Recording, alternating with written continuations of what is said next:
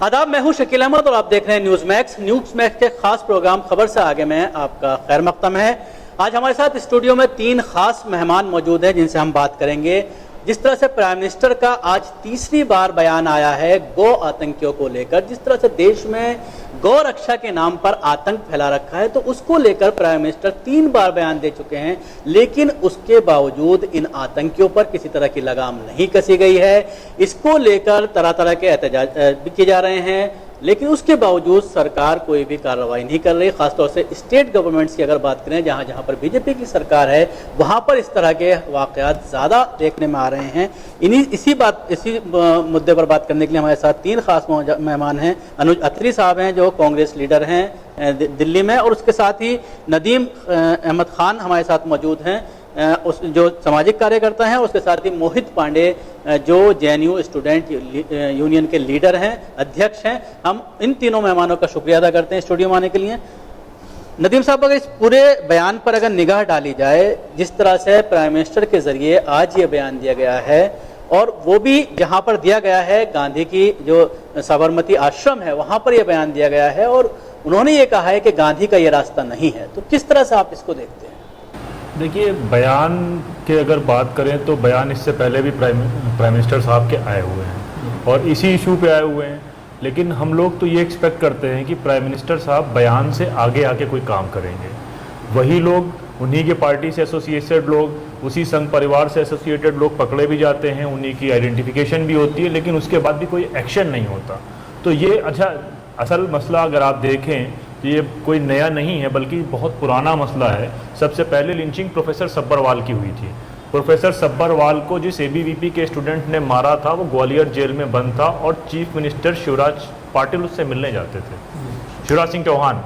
तो अब आप अगर ये एक्सपेक्ट करें कि बयानों के आधार पर कुछ काम हो जाएगा, तो हमें नहीं समझ आता कि बयान से कुछ काम चलने वाला है। बयान इन्होंने कई बार दिए हैं, आज तीसरी बार बयान आया है। बयान सिर्फ इस बात पे आता है जब वो डिस्कम्फर्ट होते हैं तो एक स्टेटमेंट पास ऑन कर देते हैं, और नीचे एक स्पष्ट मैसेज है कि ये हुड़दंग मची रहे। उस बयान के बाद आज फिर झारखंड में एक वाकया हुआ, रामगढ़ में एक ड्राइवर को पीटा गया। लेटेस्ट न्यूज़ ये कि वो एक्सपायर कर गया है। अत्री जी, किस तरह से आप देखते हैं, ये तीसरा बयान है जो प्राइम मिनिस्टर के जरिए आया है, और उन्होंने कई बातों का जिक्र किया है। सबसे बड़ी बात उन्होंने ये कही है कि गौ रक्षा के नाम पर इंसान को मारना कैसी सेवा है, तो क्या कहेंगे आप?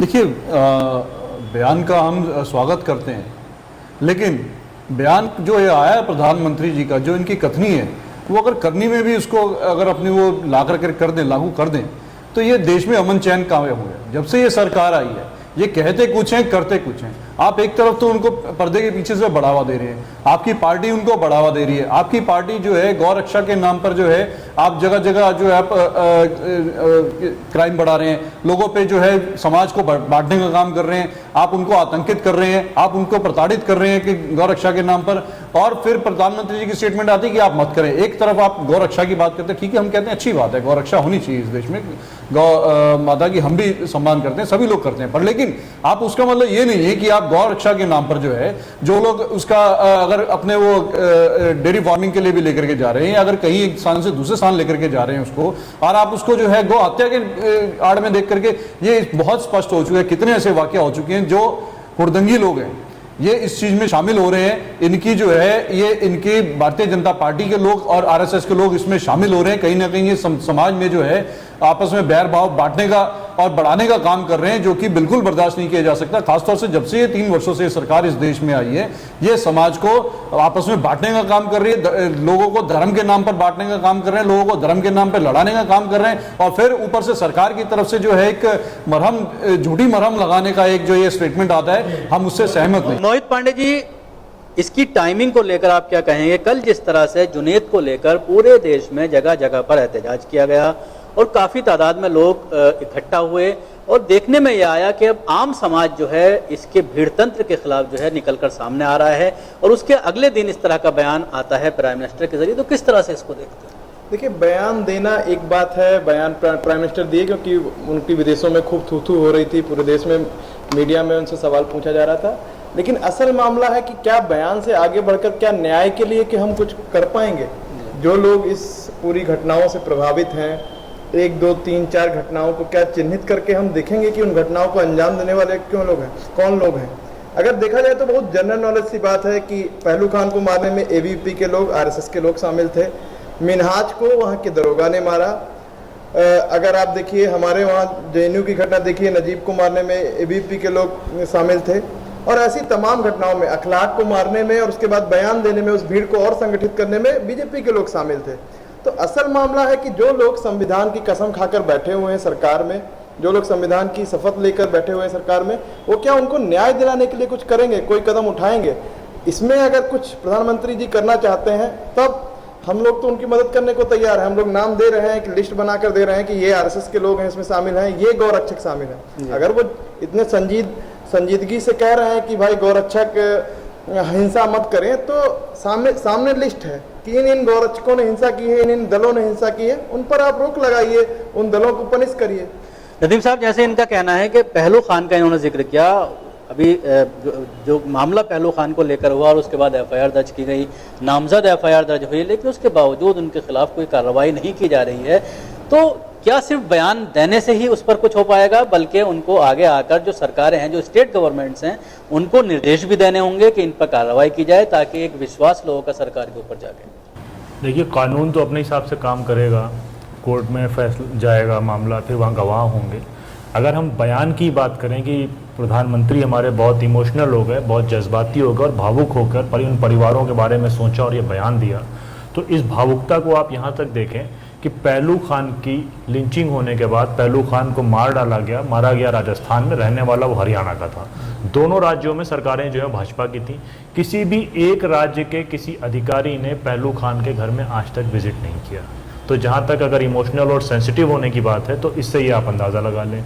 एक बयान प्रधानमंत्री हमारे देते हैं गांधी के आश्रम में जाकर, दूसरा बयान जब अखलाक को मारने वाला गौरक्षक, जिसको हम गौ आतंकी कहते हैं, वो जब जेल में चिकनगुनिया या डेंगू के होने के बाद मर जाता है, तो उनके महेश शर्मा मंत्री जी एक बयान वहाँ पर जाके देते हैं। तो इन दोनों बयानों की जब आप तुलना करेंगे, तो इस सरकार का मुखौटा जो है वो मोदी जी का बयान आपको आज वाला मिलेगा, और जो असल मुख है वो महेश शर्मा का बयान मिलेगा। बिल्कुल, बहुत बड़ी बात इन्होंने कही है कि जब अखलाक के मामले में जब जो उसका आरोपी है, जब वो उसको मरता है किसी बीमारी की वजह से, तो उसमें जिस तरह से महेश शर्मा जी का बयान आता है। अनुज अत्री जी, क्या कहेंगे आप? जब से यूपी सरकार आई है केंद्र में बीजेपी की, तो इस तरह की वारदात, इस तरह के मामलात में इजाफा हुआ है और काफ़ी घटनाएं इस तरह की देखने में आ रही हैं।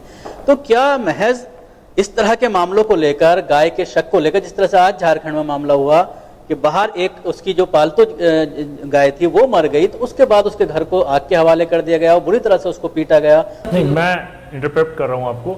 वो कल का इंसिडेंट था, आज एक इंसिडेंट और हुआ है। वो जो गाय के आग वाला वो इंसिडेंट दूसरा था।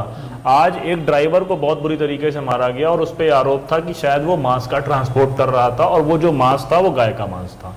अब वो लैब किस गौरक्षक ने खोल रखी है मालूम नहीं।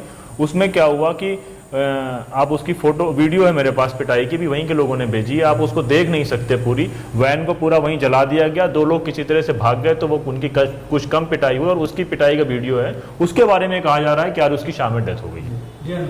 देखिए, बहुत दुखद है ये, और ये अच्छे संकेत नहीं है देश की अमन और चैन के लिए। जिस प्रकार से ये लोग पूरे देश में एक जहर घोल रहे हैं, आपस में लोगों को, समाज को बांटने का काम कर रहे हैं, हम लोग इसकी कड़ी शब्दों में निंदा करते हैं। और जैसा अभी आपने शकील जी पूछा कि जब बीते 3 वर्षों से, मैं इसमें थोड़ी सी इस विषय से हटके बात करना चाहूँगा कि ये जब से ये सरकार 2014 से सत्ता में आई है, इन लोगों ने सरकार बनाने से पहले देश की जनता से तमाम बड़े बड़े वायदे किए थे, जिसमें ये हर वायदे में जो है सरकार विफल हो चुकी है।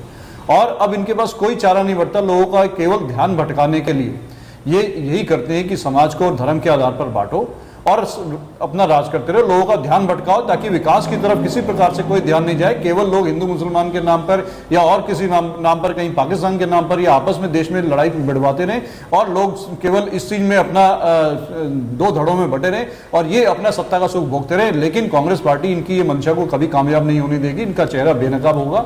और जहां जहां ये इस प्रकार की घटना हो रही है, हम बिल्कुल उनकी कड़े शब्दों में निंदा करके सरकार के खिलाफ मोर्चा खोलेंगे। अनुज जी, जिस तरह से हिंदूवादी तंजीमें जो हैं, उनके जरिए जिस तरह के बयान आते हैं, अभी मैं एक चैनल पर डिस्कशन देख रहा था, सुनील बंसल बजरंग दल के, वो ये कह रहे थे कि अगर हमारी माँ को मारा जाएगा तो हम इस तरह की हरकत करें। तो कहीं ना कहीं जो भीड़ तंत्र है उसको बहकाने का ये लोग काम कर रहे हैं। सबसे पहले इन्हीं के ऊपर कार्रवाई होनी चाहिए। बिल्कुल होनी चाहिए। अगर जो कोई खुलेआम इस प्रकार की बात बोल रहा है तो उनके खिलाफ कानून को कार्रवाई करनी चाहिए। इनको कानून को ऐसा नहीं करना चाहिए कि पक्षपात के हिसाब से कानून नहीं चलना चाहिए। अगर जो अपराधी है, कोई गलत बयान दे रहा है, कोई पब्लिक को भड़काने का काम कर रहा है, उसको पहले उसके ऊपर लगाम लगानी चाहिए, उसके ऊपर पहले कार्रवाई करनी चाहिए। सरकार को सुनिश्चित करना चाहिए कानून सबके लिए बराबर होना चाहिए।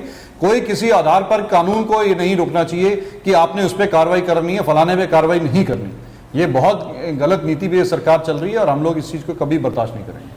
लेकिन इसमें एक बात शकील साहब और ऐड करने की है कि ये पूरी घटनाएं लगातार हो रही हैं और लेकिन कभी कभी ये एहसास, बल्कि ये कंटिन्यू ये एक एहसास होता जा रहा है कि लग रहा है कि इस देश में टीनो फैक्टर आ गया है। पिछली सरकार में कहा जाता था कि टीना फैक्टर है, देयर इज नो अल्टरनेट। अभी ये कहा गया है कि देयर इज नो अपोजिशन। लग रहा है कि पूरा देश विपक्ष रहित सरकार चला रहा है। पहलू खान की घटना होती है, उसके बाद जफर खान की घटना होती है, लेकिन फिर उसके पहले जो है वो सीकर में एक घटना होती है। राजस्थान की हम बात कर रहे हैं, मुख्य विपक्षी दल कांग्रेस है। हमने नहीं देखा कहीं भी कि कांग्रेस ने उस इशू को सीरियसली लिया हो। बिल्कुल अत्री जी, जवाब दीजिए इनके बात का। आपकी सरकार पर ये पूरी तरह से इल्जाम लगा रहे हैं। इल्जाम नहीं है, ये एक बहुत हम लोग इससे डिप्रेस हैं। अगर हम देखते हैं तो कोई सोशल एक्टिविस्ट खुलकर सामने आ रही है कि विपक्ष सबसे ज्यादा कमजोर है इस सरकार में और अपनी बात नहीं रख पा रहा है पूरी तरह से। नहीं, ठीक है। इनकी जो इन्होंने अपनी चिंता व्यक्त की, हम उनकी भावनाओं की कदर करते हैं। और ऐसा नहीं है, अगर कांग्रेस अगर नहीं कर रहा है लोगों की, ये तो किसी से छुपा नहीं है कि कांग्रेस एकमात्र ऐसी पार्टी है जो सब धर्मों को लेकर के सबका समान आदर करती है और सबके लिए जमीन से लेकर के संसद तक लड़ाई कांग्रेस लड़ने में कभी पीछे नहीं हटती। किसी के ऊपर भी, कोई समाज के आदमी के ऊपर, किसी भी धर्म के आदमी, किसी मजहब के लोग के ऊपर अगर कोई भी सरकार या कोई भी संगठन कोई अत्याचार करता है या उनके ऊपर कुछ प्रताड़ना होती है तो कांग्रेस कभी भी उस चीज़ को बर्दाश्त नहीं करती। हम लोग हमेशा उनका साथ देते हैं। और ख़ास तौर से जो है, जो भी दबे कुचले लोग होंगे या जो भी हमारे इस देश के नागरिक हैं, उनके ऊपर मैं नाम नहीं लेना चाहता, जो इनके ऊपर भी कोई अगर इस प्रकार की कार्रवाई होती है या कोई होता है तो कांग्रेस ही तो उनके लिए खड़ी होती है हमेशा। मोहित पांडे जी, आप काफी वक्त से इन सब चीजों को लेकर अपनी आवाज उठा रहे हैं। आप जैनियों के अध्यक्ष हैं और जिस तरह से जैनियों का भी माहौल पिछले 2 साल के अंदर देखने में आया है और अभी भी आप पूरी लड़ाई लड़ रहे हैं सरकार से, तो क्या किस तरह की रणनीति इनके जरिए, खासतौर से हिंदूवादी तंजीमों के जरिए देखने में आ रही है? देखिए, इनका मामला साफ है। जैसा कि साथी नदीम बता रहे हैं कि आप एक घटना करते हैं, उसके बाद उनके ही लोग बयान देके करते, उस घटना की वाहवाही करते हैं, उसके बाद सरकार से कोई कार्रवाई नहीं होती है। मतलब सारे केसेस में, ज़्यादातर केसेस में इसमें ये देखा गया है कि उल्टा ही जो विक्टिम है, जैसे कि अखलाक के केस में हुआ, जैसा कि पहलू खान के केस में भी हो रहा है, जैसा कि गोंडा के केस में हुआ, विक्टिम पे एफआईआर करवा दी जाती है, उनको प्रताड़ित करने का काम किया जाता है। तो हिंदूवादी संगठन अपनी रणनीति में बहुत साफ है। उनको अपनी सरकारी सह मिली हुई है, उनको ये मालूम है कि न्यायिक प्रक्रिया इसमें सही से काम नहीं कर रही है, जितने मौजूदा कानून है वो कहीं से भी एकदम लाचार पड़े हुए हैं, इसीलिए वो लोग पूरी तरह से अपने स्ट्रेटेजिकली काम कर रहे हैं। प्रधानमंत्री बोले हैं आज यहाँ पे, आज ये, उसके बाद भी आज हिंदूवादी संगठनों ने काम किया है। इसका मतलब वो जानते हैं कि उनकी जमीन कहीं और है। प्रधानमंत्री पीआर एक्सरसाइज के लिए बोल तो सकते हैं लेकिन कुछ एक्ट नहीं करेंगे और इसीलिए ये सारी घटनाएं लगातार बढ़ रही हैं। हमारे बीच में से अनुज अत्री जी कहीं जाना था, उनको वो चले गए हैं। अब 2 हमारे साथ मेहमान मौजूद हैं, नदीम साहब और मोहित पांडे जी। नदीम साहब, जिस तरह से कल इस पूरे मामले को लेकर बहुत बड़ा प्रोटेस्ट जंतर मंतर पर देखने में आया और मुल्क के कई हिस्सों में, लखनऊ में, मुंबई में, बेंगलोर में, जगह जगह इस तरह का प्रोटेस्ट हुआ, तो उसको आप किस तरह से देखते हैं, कितना उसको कामयाब मानते हैं? देखिए, इन प्रोटेस्ट के पीछे सबसे बड़ी बात यह है कि कोई पार्टी और कोई ऑर्गेनाइजेशन नहीं थी। ये इंडिविजुअल का प्रोटेस्ट था। आम लोग इसमें बाहर निकल कर आए और आम लोग जो एक, जिसको ये कहते हैं कि सिविल सोसाइटी में जो बिल्कुल कॉमन लोग थे, वो पहली बार सड़कों में इसके खिलाफ आए। उन्होंने अपनी बात रखी। कोई मोबिलाइजेशन के लिए कोई पॉलिटिकल पार्टी नहीं लगी, कहीं किसी के लिए बल ले जाने के लिए बस नहीं लगाई गई, कहीं पे कोई पॉलिटिकल पार्टी के कार्यकर्ता किसी को बुलाने नहीं गए। तो इससे ये बात साफ जाहिर होती है कि जो कॉमन मैन है, जो कंसर्न लोग हैं, जिनको पता चल रहा है कि देश कहाँ जा रहा है, वो बहुत ज़्यादा इन चीज़ों से भुगता गए हैं और वही उसी चीज़ ने उनको कंपेल किया। क्योंकि केवल हिंदुस्तान में नहीं, हिंदुस्तान के बाहर भी आज मुझे सिडनी से एक मैसेज आया कि हम लोग यहाँ पे एक प्रोटेस्ट करना चाहते हैं। वहाँ के जो इंडियंस थे उनका मैसेज आया शाम में कि कुछ लाइनअप हो जाए तो बताइए। तो जाहिर सी बात है कि जिस तरह इंडिया के बाहर लंदन में प्रोटेस्ट हुआ, हीथ्रो में प्रोटेस्ट हुए, कई जगह प्रोटेस्ट हुए, तो उससे ही उनको ये लग रहा है आज स्टेटमेंट उन्होंने इस बारे में दिया है और वो स्टेटमेंट दे के उसको मामले को रफा दफा करने की टेक्निक है। लेकिन झारखंड का जो आज इंसिडेंट हुआ उसने फिर उस स्टेटमेंट की कड़ाई खोल दी। मोहित पांडे जी, आप कितने % लोगों को इस तरह का मानते हैं जो सिविल सोसाइटी की जिसकी बात की जा रही है? क्योंकि आज जिस तरह से प्राइम मिनिस्टर का बयान आया तो उसमें भी यही कहा गया कि 70 से 80% जो है वो इस तरह के लोग हैं, गौ रक्षकों में की अगर बात की जाए, वो गुंडा तत्व हैं, गुंडा अनासिर हैं जो भीड़ तंत्र का काम कर रहे हैं। लेकिन अगर आपकी बात की जाए, जिस तरह से ये प्रोटेस्ट हुआ, तो सिविल सोसाइटी में कितने % लोग हैं जो इस तरह की आवाज़ उठा रहे हैं? क्या लोग खुलकर पूरी तरह से आपके साथ आ रहे हैं? कितने % लोग हैं? देखिए, कहीं ना कहीं विरोध तो जाहिर लोग कर रहे हैं। आप देखिए, ईद के दिन जिस तरह से एक मैसिव प्रोटेस्ट हुआ, काली पट्टी भी लोगों ने बांधी, ईद की नमाज के बाद लोगों ने जगह जगह पर प्रोटेस्ट किए। आप नदीम खान यहाँ पे बैठे हुए हैं, उनके मतलब जानिब में लोगों ने, कई सारे लोगों ने प्रोटेस्ट किए। उसके अलावा लोग आप देखिए सोशल मीडिया साइट्स पे जहाँ पे भी उनको स्पेस मिल रहा है वहाँ पे गुस्सा जता रहे हैं। कल का प्रोटेस्ट जो था, प्रोटेस्ट दिल्ली में अनाउंस हुआ, उसके बाद कम से कम 16 से 17 शहरों में फैल गया इंडिया में। बाहर के देशों में कम से कम 5-6 जगहों पे वो प्रोटेस्ट हुआ। तो गुस्सा तो लोग जाहिर कर रहे हैं। बात यह है कि अब लोग एक जगह पे कितने दिनों तक आते हैं, मतलब कितने समय तक उसको बरकरार रखा जा सकता है, ये अलग बात है। लेकिन मतलब आप ये चीज़ जानिए कि कोई भी इस नफरतगर्दी को पसंद नहीं कर रहा है इस देश में। सामान्य आम लोग एकदम बिना किसी पॉलिटिकल बेनिफिट की चाहत के आ रहा है उतर के और कह रहा है कि इस देश में नफरतगर्दी नहीं चाहिए, हमें इंसानियत चाहिए, हमें इंसानियत से भरा हुआ देश। नदीम साहब, कल का जो प्रोटेस्ट था उसको कितना मीडिया कवरेज मिला? जिस तरह से आप लोगों की हमेशा शिकायत रहती है कि मीडिया चीज़ों को कवर नहीं करता, खासतौर से इस सरकार की अगर बात की जाए तो मैक्सिमम चैनल्स जो हैं वो उन्हीं लोगों के हैं और इस तरह की चीज़ों को नहीं दिखा। कल की जो कितनी कवरेज मिली? देखिए, जो दिल्ली का प्रोटेस्ट है, मैं उसमें थोड़ा सा अभी इस प्रोटेस्ट पे भी हम डिस्कस करें अगर, और चीज़ों पे भी जो हो रही हैं उस पर भी अगर डिस्कस करें। दिल्ली का प्रोटेस्ट था, दिल्ली में अपनी बात रखना आसान है। दिल्ली में मुझे कोई बहुत से लोग, मैं काम कर रहा हूँ, अच्छे खासे समय से काम कर रहा हूँ। मोहित एक बड़ी यूनिवर्सिटी के स्टूडेंट यूनियन के प्रेसिडेंट हैं, लेकिन हम लोग आपके यहाँ आए, हमें कोई जानता नहीं था, कोई पहचानता नहीं था, बगैर किसी कंसर्न के अपनी आ गए। लेकिन अगर यही काम हम छोटे शहर में करते हैं तो हम आइडेंटिफाई हो जाते हैं। तो छोटे शहर में जो आदमी प्रोटेस्ट करना भी चाहता है तो वो दब के प्रोटेस्ट करता है। अब रही बात मीडिया कवरेज की, तो आप छोटे प्रोटेस्ट, जैसे कि ईद के दिन की बात कर रहे हैं, लगभग 100 शहरों में प्रदर्शन किया हम लोगों ने। साउथ में बहुत बड़े बड़े हुए, नॉर्थ में थोड़े कम छोटे हुए। SIO और जमात और तमाम लोगों के साथ में मिलकर प्रदर्शन थे। तो उन प्रदर्शन को नज़रअंदाज करना छोटे शहर के आसान हो सकता है, लेकिन जो बड़े प्रदर्शन है वो तो आपकी मजबूरी है कि आपको कुछ ना कुछ चैनल चलाने के लिए कुछ ना कुछ तो चीज़ें सही दिखानी पड़ेंगी। लेकिन जो मीडिया से शिकायत है, वो असल शिकायत क्या है कि जहाँ पे लिंचिंग होती है, उस लिंचिंग के बाद जो मोहित ने बात रखी थी कि विक्टिम को एक्यूज़ और एक्यूज़ को विक्टिम बनाने की जो थ्योरी सोशल मीडिया के ज़रिए चलती है, उसको मीडिया अडॉप्ट करता है, उस पर अपनी न्यूज़ बनाता है।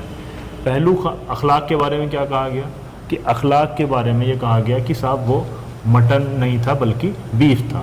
फिर बीफ जो है वो वहाँ से रिपोर्ट नहीं आती मथुरा से, और उसके पहले ही मीडिया ये रिपोर्ट लीक कर देता है कि वो बीफ जो है वो काऊ का था।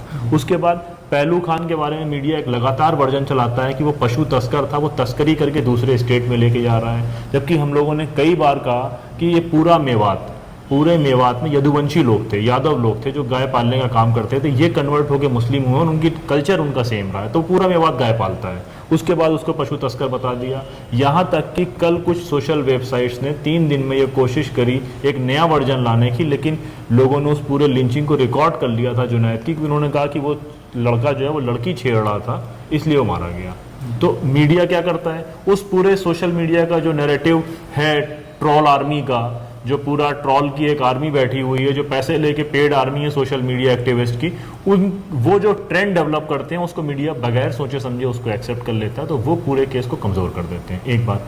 दूसरी बात क्या है कि जो एक्टिविस्ट इस पर काम कर रहे हैं, अभी हम लोग बात करते हुए आ रहे थे, झारखंड में पुलिस की रिपोर्टिंग ही जर्नलिज्म है।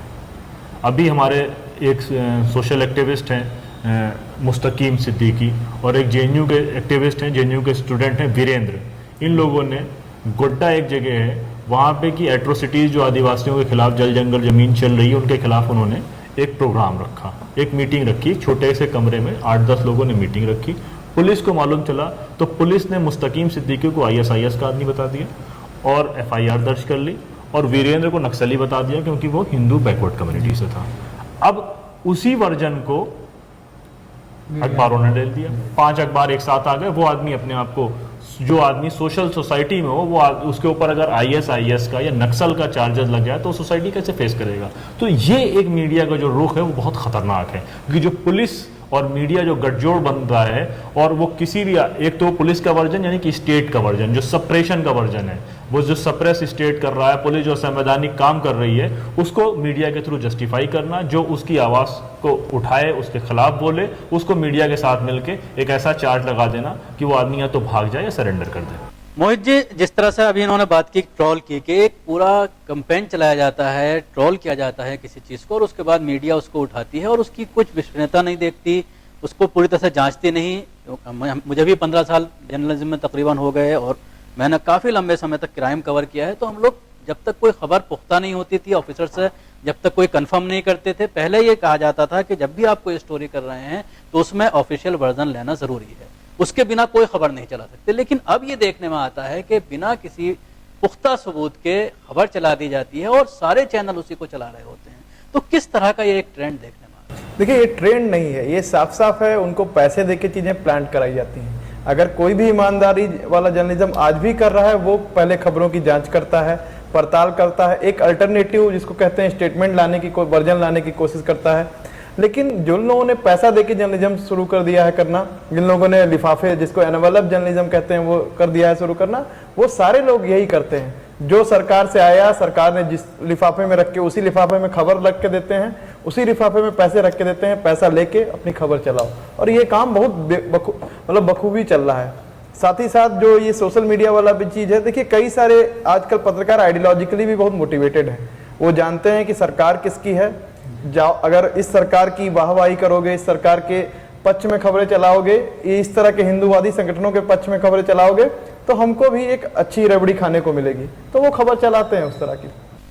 नदीम जी, जिस तरह से अभी इधर हालिया दिनों में कई चीजें ऐसी देखने में आई हैं कि बहुत बड़े बड़े प्रोटेस्ट हुए हैं, चाहे वो किसान आंदोलन की बात करें या अब जिस तरह से GST को लेकर जगह जगह व्यापारी सड़कों पर आ रहे हैं, और नोटबंदी को लेकर जिस तरह से पूरा मामला उठा, लेकिन उसके बावजूद बीजेपी कहीं ना कहीं अपनी रणनीति में कामयाब रहती है। वो मीडिया को पूरी तरह से कंट्रोल किए हुए है, इस तरह की चीजें निकलकर सामने नहीं आती, लेकिन अब थोड़ी बहुत निकलनी शुरू हो गई हैं। 3 साल सरकार को आप किस तरह से देखते हैं?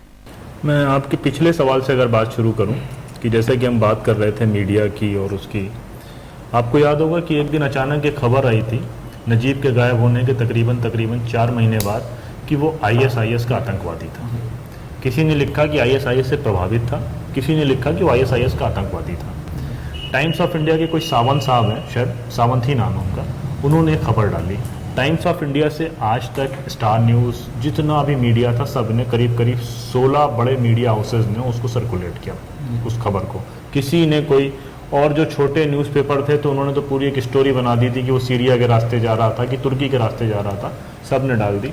जब उनसे और उन्होंने एक कोट किया था सावंत साहब ने टाइम्स ऑफ इंडिया की अपनी न्यूज़ में कि ये हमको पुलिस से मालूम चला कि पुलिस ने जब उसके लैपटॉप की हिस्ट्री चेक करी तो उसके लैपटॉप की हिस्ट्री में ISIS जो है वो की वेबसाइट सर्च हुई थी। अब ISIS की अगर वेबसाइट सर्च हुई थी और वो दिया था तो जाहिर सी बात है अपने आप में कि न्यूज़ है। लेकिन शाम तक पुलिस ने प्रेस कॉन्फ्रेंस करी और ये कहा कि हमें उसकी लैपटॉप की हिस्ट्री सर्च करने की कोई ज़रूरत नहीं महसूस हुई, क्योंकि हमको ऐसा लगा ही नहीं कि उसकी कोई ज़रूरत है। तो अब उससे आप न्यूज़ का अंदाज़ा लगा लें, न्यूज़ वैल्यू का। लेकिन उसके बाद नजीब की माँ ने एक प्रेस कॉन्फ्रेंस करी, JNUSU ने एक प्रेस कॉन्फ्रेंस करी, हम लोग सोशल एक्टिविस्ट ने एक प्रेस कॉन्फ्रेंस करी, एक डिस्क्लेमर तक टाइम्स ऑफ इंडिया देने को तैयार नहीं हुआ। तो मीडिया का जो सबसे बड़ा मीडिया हाउस है, अगर उसकी ये स्थिति है कि वो अपनी गलती को लेकर बड़ी इतना जिद में है, तो अब पूरे देश का मीडिया कैसे कंट्रोल हो रहा होगा उसके बारे में आप अंदाज़ा लगाते हैं। अब जब आप बात करते हैं अभी हालिया के सरकार के दिनों की, किसानों का आंदोलन चल ही रहा है, गोरखाओं का आंदोलन चल ही रहा है, छात्र असंतुष्ट हैं, तो ये पूरा कहीं ना कहीं समझ में आ रहा है कि अब जो है वो चीज़ें आउट ऑफ कंट्रोल हो रही हैं गवर्नमेंट की, और कहीं ना कहीं हमको अपनी विश्वसनीयता बनाए रखने के लिए कुछ % चीज़ों को दिखाना पड़ेगा। तो कहीं कहीं कुछ चैनल मुखर हुए हैं, कुछ का मामला वैसे ही भक्ति का है तो वो वैसे ही चल रहा है। तो ये थे तो हमारे खास मेहमान जो तफसील से बात कर रहे थे पूरे हालात को लेकर, जिस तरह से हिंदुस्तान के हालात बने हुए हैं, खास तौर से जिस तरह से प्राइम मिनिस्टर का आज बयान आया है, और उससे पहले भी 2 बयान आ चुके हैं गौ भक्षकों को लेकर, गौ आतंकियों को लेकर, लेकिन उसके बावजूद सिर्फ बयान दिए जा रहे हैं। कोई भी सरकार, खासतौर से बीजेपी शासित प्रदेशों में, उन पर किसी तरह की कार्रवाई नहीं हो रही है, बल्कि जो पीड़ित परिवार हैं वो ही कानून के पचड़े में फंस रहे हैं और उन्हीं के खिलाफ FIR दर्ज की जा रही है। तो प्राइम मिनिस्टर को चाहिए ये कि अब बयानबाजी बंद करें और कुछ उस पर काम किया जाए, कुछ निर्देश दिए जाएं सरकारों को, ताकि जो एक विश्वास खो गया है एक तबके का, वो उनके ऊपर वापस आए।